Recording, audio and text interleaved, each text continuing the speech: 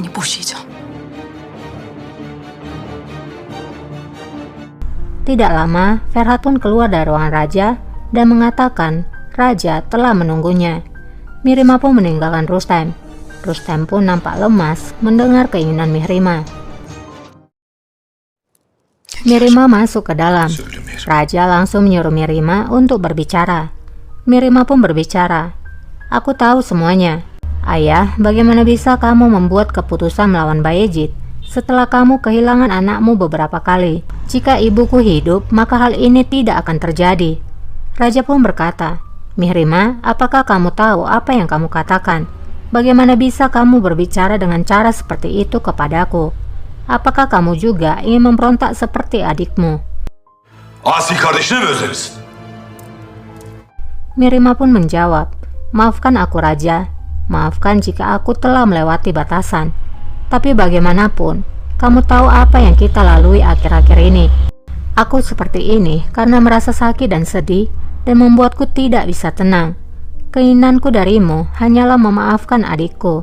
Kardeşimi affetmelisin. Setelah mendengar ucapan Mihrimah, raja pun mengusir Mihrimah. Başka bir diyeceğin yoksa çekilebilirsin. Raja mengatakan, jika itu saja yang ingin kau ucapkan, maka kamu bisa pergi. Mihrimah pun berkata, bukan itu saja. Aku ingin menceraikan Rustem Pasah.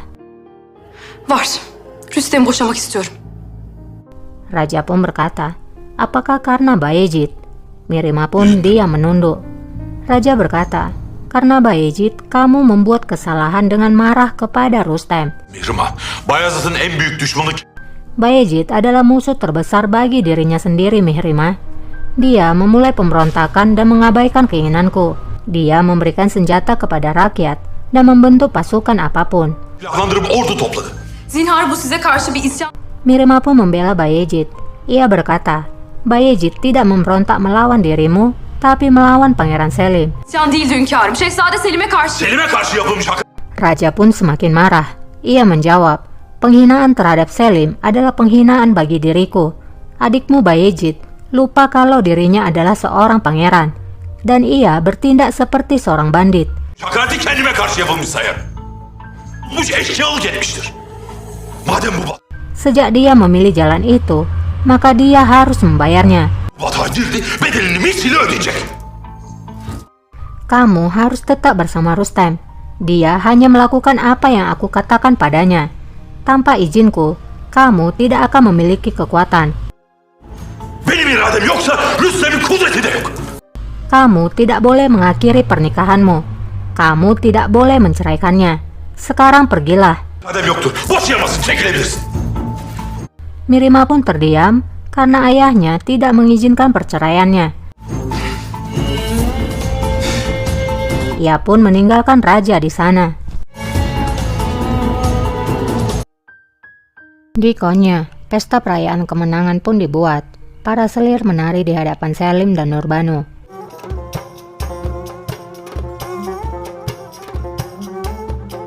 Nurbanu berkata, bersenang-senanglah pangeran, kamu pantas mendapatkan anggur terbaik, makanan terbaik. Kamu telah meraih kemenangan yang begitu besar. Aku sangat bangga padamu. Selim pun menjawab, ini bukanlah kemenanganku, tapi kemenangan raja.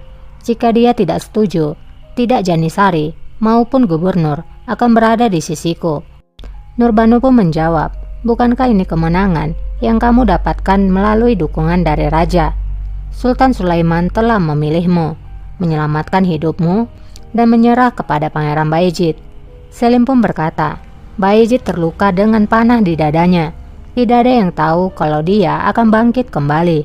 Bagaimanapun, jika ia bangun lagi, maka kita akan memiliki masalah. Dia seperti singa yang sedang terluka sekarang. Singa yang terluka jauh lebih berbahaya. Zannetmiyorum. Nurbanu pun berkata, aku tidak berpikir demikian. Dia tidak akan berani menentang kita lagi. Tapi kamu benar. Bagaimanapun, kita tidak akan membiarkan kesempatan itu. Dia akan memohon pengampunan kepada raja. Mihrimah Sultan juga pasti ikut campur. Kita harus mencegahnya. Mihrimah Sultan da araya girer. Merak etme. Selim pun berkata, jangan khawatir. Mereka tidak akan bisa mengirimkan satu pesan pun kepada raja tanpa sepengetahuan kita. Mazhar hünkârımıza. Di Amasya, nampak kalau Bayezid telah siuman. Ia pun kemudian berjalan. Lukman pun berkata agar pangeran berhati-hati karena ia masih terluka. Çok taze. Daphne pun berkata, aku berdoa kepada Tuhan agar mengampunimu demi diriku dan anak-anak kita. Bayezid pun menggenggam tangan Daphne. için Yüce Allah'a dua ediyorum şehzadem. Bayezid kemudian menyuruh Lukman untuk memanggil Atmaja. Lukman pun menuruti perintah Bayezid. Emredersiniz şehzadem. Aklınızdan geçenleri az çok göreyim. Daphne merasa sangat khawatir. Ia pun berkata, aku melihat sepertinya kamu akan merencanakan sesuatu. Ini sangat cepat, pangeran. Itu adalah kesalahan besar untuk mengambil tindakan di negara bagian ini. Bayezid pun menjawab, kita tidak bisa menyanyiakan waktu, Daphne. Cepat atau lambat, mereka akan kembali. Daphne pun hanya bisa diam saja. Diyecekler.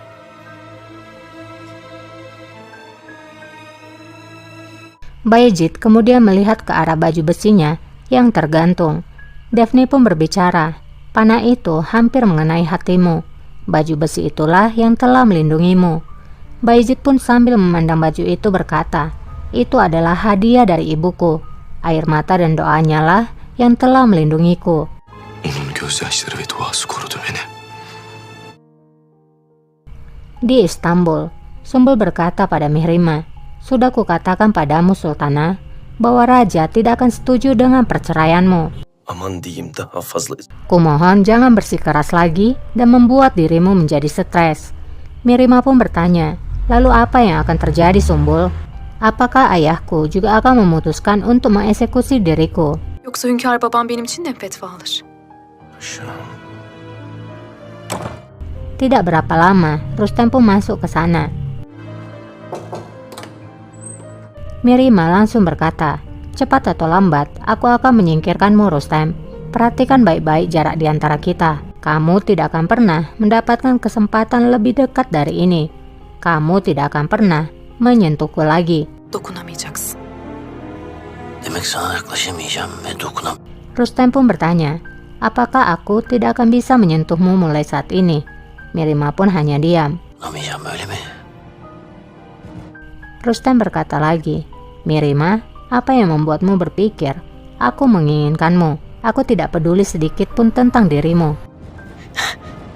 Zerre kadar umurumda değil. Apakah kamu lupa? Aku telah mengubur cinta untukmu, jauh di bawah tanah. Mihrimah pun terdiam, dan Rustem pun keluar dari sana. Yerin 7 kat dibine gömdüm.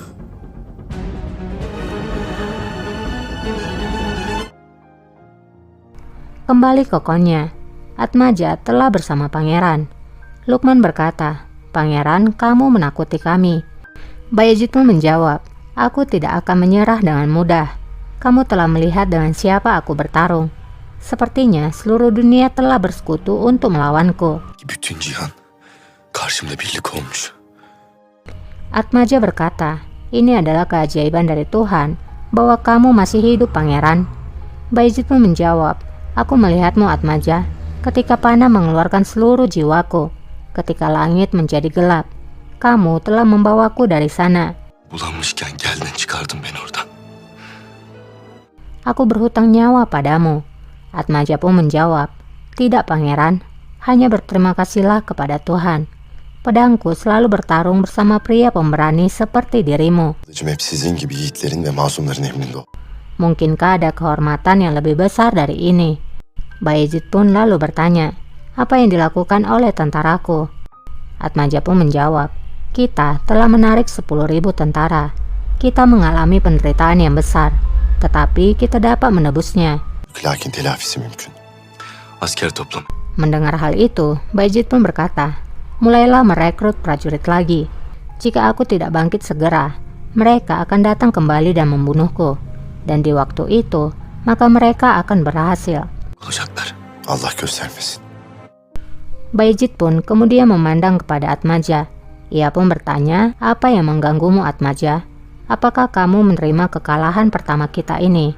Atmaja pun menjawab, jika kita masih bernafas dan memiliki pedang di tangan kita, perang ini masih belum berakhir. Sakın.